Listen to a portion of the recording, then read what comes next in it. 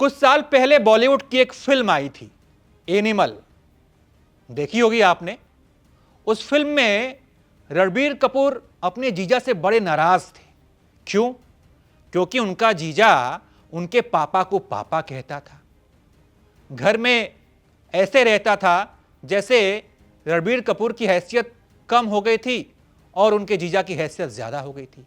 ये एनिमल वाली फिल्म की कहानी लालू यादव के परिवार पर भी फिट बैठ रही है, क्योंकि कुछ जानकारों का मानना है कि जब रोहिणी आचार्य ने लालू यादव का इलाज सिंगापुर में करवाया, जब रोहिणी ने अपनी किडनी लालू यादव को दी, उसी समय से तेजस्वी यादव इस बात से दुखी थे कि जो पिता उनके साथ रहता है वो पटना या भारत में नहीं, वो सिंगापुर में जाकर इलाज करवा रहा है, जीजा जी के घर में, दीदी के घर में।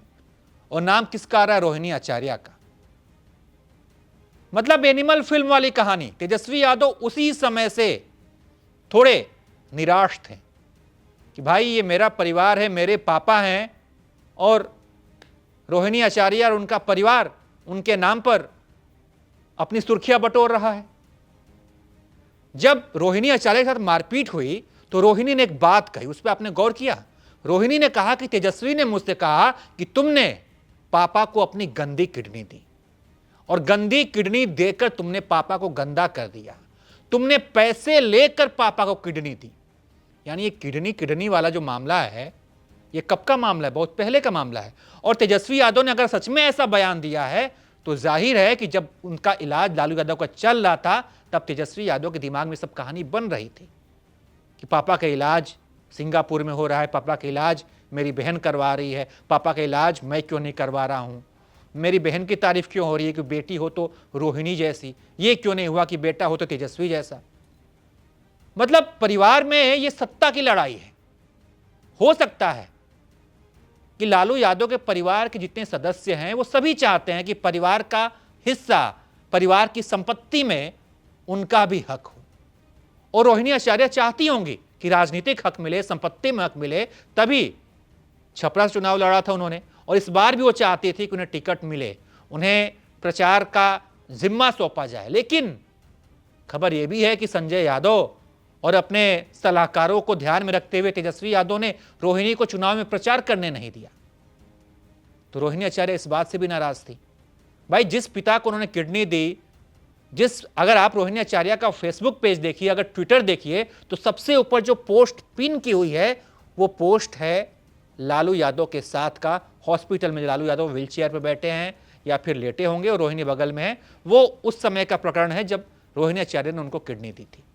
यानी रोहिणी आचार्य ने को इस पूरे मामले में बहुत सुर्खियां मिली थी कि बेटी हो तो रोहिणी जैसी। अब हो सकता है कि रोहिणी आचार्य उस परिवार में अपना हिस्सा चाहती हो सकता है कि राजनीतिक भागीदारी चाहती हो सकता है कि वो संपत्ति में अपना हिस्सा चाहती हो।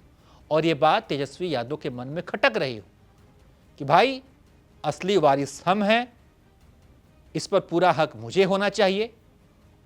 और इसी रस्साकस्सी में हार के बाद जब तनावपूर्ण माहौल था तो एक दूसरे पर आरोप लगाए जा रहे थे कि तुम्हारी वजह से हारे हैं, तो नहीं तुम्हारी वजह से हारे हैं। और इसी आरोप प्रत्यारोप में मामला इतना बिगड़ गया कि रोहिणी आचार्य को यहां तक कह दिया गया कि तुमने पापा को गंदी किडनी दी है, उन्हें चप्पल निकालकर मारने तक की बात कही गई है। उसके बाद रोहिणी आचार्य बाहर निकलती हैं, रोते हुए मीडिया को सब कुछ बताती हैं। लेकिन सोचिए कि ये अगर चुनाव जीतने, अगर मान लीजिए कि महागठबंधन चुनाव जीत जाता, तेजस्वी यादव मुख्यमंत्री पद के दावेदार थे और जब चुनाव जीत जाते तो क्या होता? तो फिर कलह और बड़ा हो जाता। तो फिर मुख्यमंत्री पद की कुर्सी पर सिर्फ तेजस्वी यादव दावेदारी नहीं ठोकते, परिवार के सदस्य भी उस पर गिद्ध दृष्टि उस समय डाले हुए दिखते और हो सकता है कि उस समय बवाल और बढ़ता।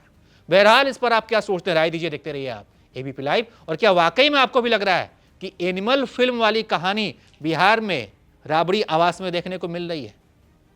क्या अनिल कपूर वाले हाल लालू यादव का हुआ है और तेजस्वी यादव रणबीर कपूर की तरह इस बात से दुखी हैं कि मुझे अपने ही घर में मुझे दबाया जा रहा है, या फिर कहिए तो मेरी सिस्टर या उसके परिवार को ज़्यादा इज्जत दी जा रही है? क्या सोचते हैं? राय दीजिए। देखते रहिए आप एबीपी लाइव।